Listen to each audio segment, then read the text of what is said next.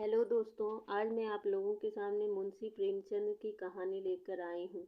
विपिन बाबू एक कवि थे जिन्हें दुनिया में सबसे ज़्यादा सुंदर रचना महिलाएं ही लगती थी। इनकी कविताओं में सिर्फ महिलाओं की रूप सुंदरता और यौवन की ही तारीफ हुआ करती थी। जैसे ही किसी महिला का जिक्र होता तो ये अलग ही और सुंदर सी कल्पना की दुनिया में चले जाते। इन्होंने अपने जीवन में भी एक ऐसी ही सुंदर महिला की कल्पना की थी। विपिन बाबू के मन में था कि उनकी पत्नी फूल सी कोमल, सूरज जैसी चमक, कोयल सी आवाज और सुबह की लाली से शोभित हो। अब विपिन बाबू के कॉलेज की परीक्षा भी खत्म हो गई थी। विपिन के लिए कई सारे रिश्ते आ रहे थे। एक दिन विपिन के मामा ने उसकी शादी भी तय कर दी। विपिन का मन लड़की देखने का था। उसे देखना था कि जैसी पत्नी की वो कल्पना करता है वो वैसी है या नहीं। विपिन ने मामा से अपनी होने वाली पत्नी को देखने का निवेदन किया, लेकिन मामा ने उसे कहा कि वह बहुत सुंदर। उन्होंने उसे खुद देखा है। मामा की बातों पर भरोसा करके विपिन शादी के लिए हाँ कर। शादी का दिन भी आ गया। मंडप के पास बैठा विपिन अपनी पत्नी को देखने के लिए उतावला था। होने वाली पत्नी को उसने गहनों से सजा हुआ देखा। चेहरे पर घूंघट, हाथों हाथों और पैरों की सुंदर उंगलियां देखकर उसके मन को थोड़ी राहत मिली। दूसरे दिन विदाई के बाद जैसे ही डोली विपिन के घर पहुंची तो वो तुरंत अपनी पत्नी को देखने के लिए दौड़ा। तब उसकी पत्नी पालकी से बाहर घूंघट उठाकर देख रही थी। जैसे ही विपिन की निगाहें उस पर पड़ी उसे बहुत दुख।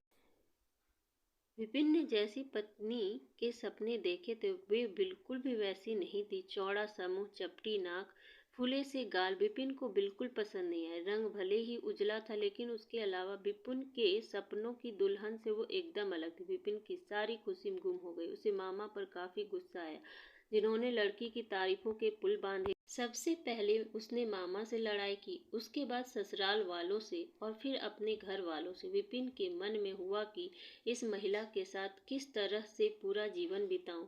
इसके साथ पूरा जीवन मुझे कांटों भरा लगेगा। मैं सोच भी नहीं सकता कि ऐसी महिला से मेरा शादी हो गई है।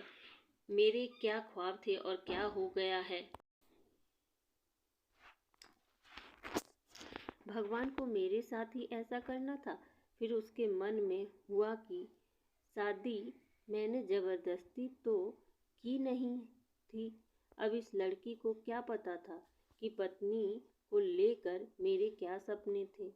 इसमें इसका क्या दोष है। इस सोच के बाद भी विपिन का दिल उसे स्वीकार करने को तैयार नहीं था। वो घंटों श्रृंगार करती थी, अपने बाल संवारती थी,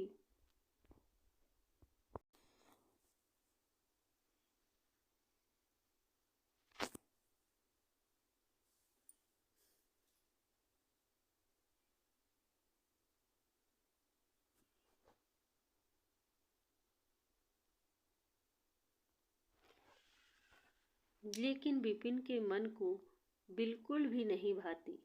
विपिन हरदम उससे दूर भागता था और उसकी पत्नी पूरे भाव के साथ उसकी सेवा करना चाहती थी।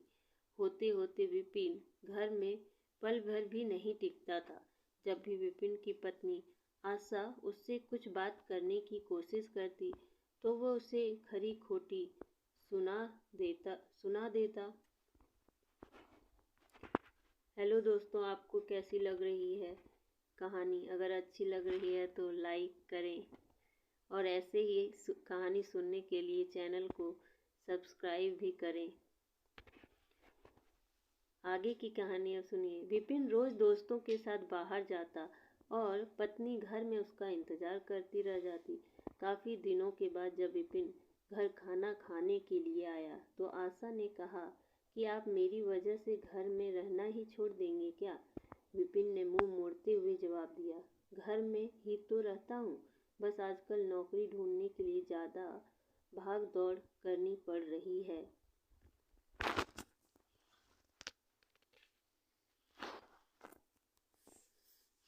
आशा ने कहा, मैं खूब जानती हूँ कि आप घर पर क्यों नहीं टिकते।